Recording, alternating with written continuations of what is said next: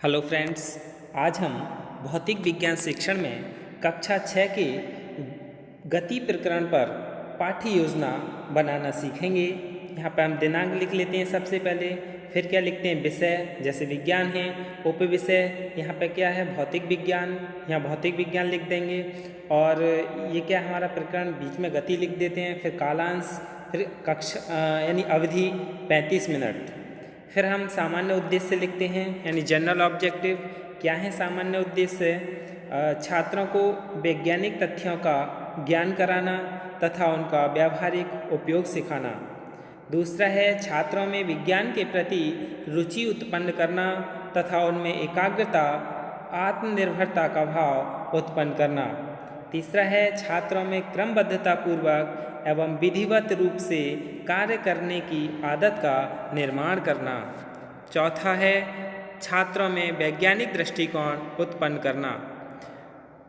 फिर विशिष्ट उद्देश्य हैं। सामान्य उद्देश्य के बाद छात्र गति के विषय में जान सकेंगे, छात्र गति की अवस्था के विषय में ज्ञान प्राप्त कर सकेंगे, छात्र गतिशील वस्तु की स्थिति के विषय में अध्ययन कर सकेंगे, छात्र गति के प्रकारों के बारे में जान सकेंगे। यानी क्या है विशिष्ट उद्देश्य हैं। विशिष्ट उद्देश्य हमारे टॉपिक से संबंधित यानी कक्ष में उद्देश्य पाने के लिए होते हैं, उद्देश्य प्राप्त करने के लिए। और जो सामान्य उद्देश्य होते हैं वो संपूर्ण वर्ष के पाठ्यक्रम पर निर्भर होते हैं। फिर है पूर्व ज्ञान यानी प्रीवियस नॉलेज, छात्र गति के विषय में सामान्य जानकारी रखते हैं। फिर है शिक्षण सहायक सामग्री यानी टीचिंग एड्स, सामान्य कक्षा उपयोगी सहायक सामग्री जैसे चौक, डस्टर, सैम्पर, ये सब कुछ। फिर है चार्ट, हमारा स्टूल का चित्र है, चार्ट संख्या 2 यानी कार का चित्र, चार्ट संख्या 3 नाव का चित्र। ये तो क्या हमारी शिक्षण सहायक सामग्री हैं। अब हम पाठ्य योजना शुरू करते हैं, जिसमें पहला बिंदु है हमारा शिक्षण बिंदु, दूसरा अन्वेषणात्मक उद्देश्य विशिष्टीकरण सहित, तीसरा छात्राध्यापक क्रियाएं, चौथा कॉलम है छात्र क्रियाएं, पांचवा है विधि प्रविधि एवं शिक्षण सहायक सामग्री और लास्ट है मूल्यांकन। तो सबसे पहले हम प्रस्तावना प्रश्न करते हैं जो कि पूर्व ज्ञान पर आधारित होते हैं। पूर्व ज्ञान का अनुमान लगाया जाता है। पहला प्रश्न, हम सड़क पर सामान्यतः क्या देखते हैं? तो छात्र कहेगा हम सड़क पर वाहनों को देखते हैं। ये क्या है हमारे प्रश्न हैं। और दूसरा प्रश्न है वाहन एक स्थान से दूसरे स्थान पर जाते हुए क्या करते हैं? वाहन एक स्थान से दूसरे स्थान पर जाते हुए गति करते हैं। तीसरा है गति से आप क्या समझते हैं? समस्यात्मक प्रश्न हो गया। और उत्तर अस्पष्ट उत्तर यानी बालक सही से उत्तर नहीं दे पाता है। और हमारी विधि क्या होगी इसमें? प्रश्नोत्तर विधि। और फिर इसके बाद पूर्व ज्ञान को नवीन ज्ञान से जोड़ते हुए, ये हमारा अन्वेषणात्मक उद्देश्य हो गया। अब छात्र क्रिया क्या होगी? छात्र क्रिया यानी छात्राध्यापक कथन,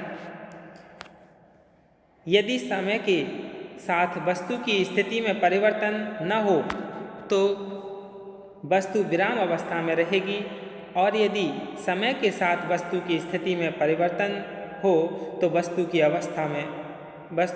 गति की अवस्था में होगी। छात्रों, आज हम गति के विषय में अध्ययन करेंगे। तो छात्र क्रिया क्या होगी इसमें? छात्र ध्यानपूर्वक सुनेंगे व समझेंगे। विधि हमने कौन सी? कथन विधि का प्रयोग किया है। फिर इसके बाद पहला शिक्षण बिंदु आ जाता है हमारा, क्या है? गति की अवस्था। और अन्वेषणात्मक उद्देश्य क्या होंगे? ज्ञान प्रत्यास्मरण। फिर हम विकासात्मक प्रश्न जो कि छात्राध्यापक क्रिया है। पहला प्रश्न, जब कोई व्यक्ति खड़ा हो तो वह कौन सी अवस्था में होता है? छात्र क्रिया होगी जब कोई व्यक्ति खड़ा हो तो वह विराम की अवस्था में होता है। तीसरा, जब कोई व्यक्ति चल रहा हो तो वह कौन सी अवस्था में है? छात्र उत्तर देगा जब कोई व्यक्ति चल रहा हो तो वह गति की अवस्था में होता है। तीसरा प्रश्न है, हमें गति क्यों आवश्यक है? ये समस्यात्मक प्रश्न है, तो छात्र अस्पष्ट उत्तर देगा। और इसमें विधि कौन सी है? प्रश्नोत्तर विधि का प्रयोग किया है। फिर हम अन्वेषणात्मक उद्देश्य क्या है इसमें? ज्ञान प्रस्तुतिकरण। छात्राध्यापक क्रिया, हमें अपना कार्य करने के लिए एक स्थान से दूसरे स्थान पर जाने के लिए गति करना आवश्यक होता है। जैसे नदी में चलती हुई नाव, वायु में उड़ता हुआ वायुयान, ये सभी क्या हैं, गति की अवस्था में हैं। जैसे ये नदी में चलती हुई नाव है, ये हमारा शिक्षण सहायक सामग्री है, ये इस कॉलम में आना चाहिए। इसमें व्याख्यान से प्रदर्शन विधि के नीचे, क्योंकि विधि प्रविधि यानी शिक्षण सहायक सामग्री है। छात्र क्रिया क्या होगी, छात्र ध्यानपूर्वक सुनेंगे व समझेंगे। और जब हमारा शिक्षण बिंदु पूर्ण हो जाता है तब हम छात्र से मूल्यांकन प्रश्न करते हैं। क्या प्रश्न हैं, गति किसे कहते हैं? छात्र बता देगा। यदि आपने अच्छे से पढ़ाया है, समझाया है, या छात्र ने अच्छे से अधिगम किया है तो बता देगा गति किसे कहते हैं। फिर दूसरा शिक्षण बिंदु है गतिशील वस्तु की स्थिति। ज्ञान प्रत्यास्मरण, विकासात्मक प्रश्न छात्राध्यापक करेगा। प्रश्न क्या है, पहला चार्ट दिखाते हुए, यानी चार्ट हमारा ये स्टूल है, इसे दिखाते हुए चार्ट में आप क्या देख रहे हैं? तो छात्र कहेगा हम चार्ट में स्टूल देख रहे हैं। फिर छात्राध्यापक प्रश्न करेगा चार्ट पर स्टूल की स्थिति कैसी है? तो छात्र उत्तर देगा स्टूल की स्थिति स्थिर है, यानी विराम अवस्था में है। किसी वस्तु की स्थिति से आप क्या समझते हैं? ये समस्यात्मक प्रश्न है, यह स्पष्ट उत्तर होगा। और हमने विधि प्रविधि कौन सी प्रयोग की है? प्रदर्शन विधि और प्रश्नोत्तर विधि। अब हम नवीन ज्ञान प्रस्तुत करेंगे। क्या प्रस्तुत करेंगे नवीन ज्ञान? छात्राध्यापक कहेगा आपने बाग में तितलियों को उड़ते देखा होगा। तितली एक फूल से दूसरे फूल पर जाती है तो इस प्रकार तितली स्थान बदलती है, किंतु फूल स्थिर है। इसलिए फूल विरामावस्था यानी स्थिर अवस्था में है, वह तितली कैसी अवस्था में है? गतिशील अवस्था में है। तो बच्चे गति और विराम दोनों अवस्थाओं के बारे में जान जाएंगे। छात्र ध्यानपूर्वक सुनेंगे व समझेंगे।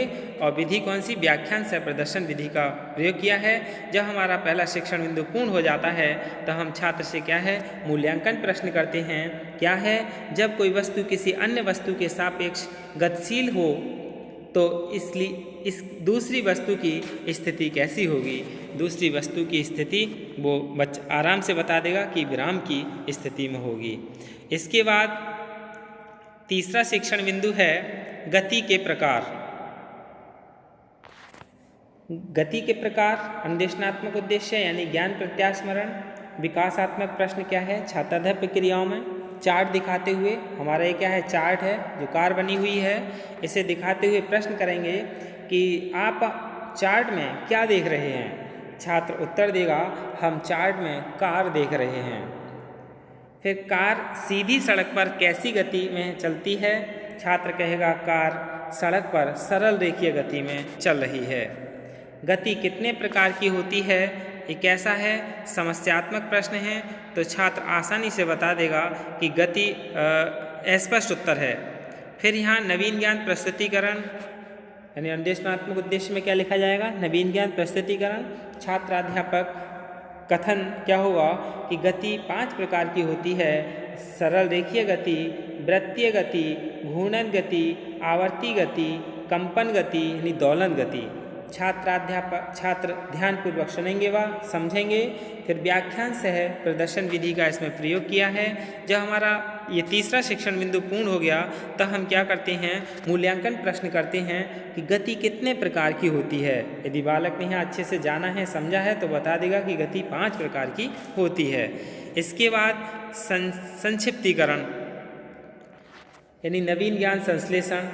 संक्षिप्तीकरण में क्या है, श्यामपट सार पढ़ते हुए और समझाते हुए, यानी पूरा संक्षिप्त तरीके से एक सारांश छात्र के लिए बता देगा। छात्रों, आज हमने गति के प्रकार, गति की स्थिति और गति की अवस्था के बारे में जाना। छात्र ध्यानपूर्वक सुनेंगे व समझेंगे। इसमें कथन विधि का प्रयोग किया है। इसके बाद आता है श्यामपट व निरीक्षण कार्य। श्यामपट व निरीक्षण कार्य, इसमें क्या है, नवीन ज्ञान स्थायीकरण, लेखन कौशल में सुधार करना। छात्राध्यापक क्रिया क्या होगी? छात्राध्यापक छात्रों को श्यामपट कार्य अपनी अभ्यास पुस्तिका में उतारने का निर्देश देकर छात्रों के लेखन कार्य, बैठने की मुद्राओं तथा पूर्व दिवस के गृह कार्य का निरीक्षण करेगा। छात्र अपनी अभ्यास पुस्तिका में श्यामपट्ट कार्य को नोट करेगा। इसमें कौन सी विधि यानी लेखन कौशल का विकास किया गया है और ये जो श्यामपट्ट सार दे रखा है श्यामपट्ट कार्य, इसे छात्र अपनी अभ्यास पुस्तिका में नोट करेगा। कौन सा? ये जो श्यामपट्ट कार्य दे रखा है इसे अपनी अभ्यास पुस्तिका में नोट करेगा। फिर गृह कार्य, गृह कार्य में क्या है? अभ्यास अनुदेशनात्मक उद्देश्य हमारा, गति के प्रकारों के नाम लिखिए।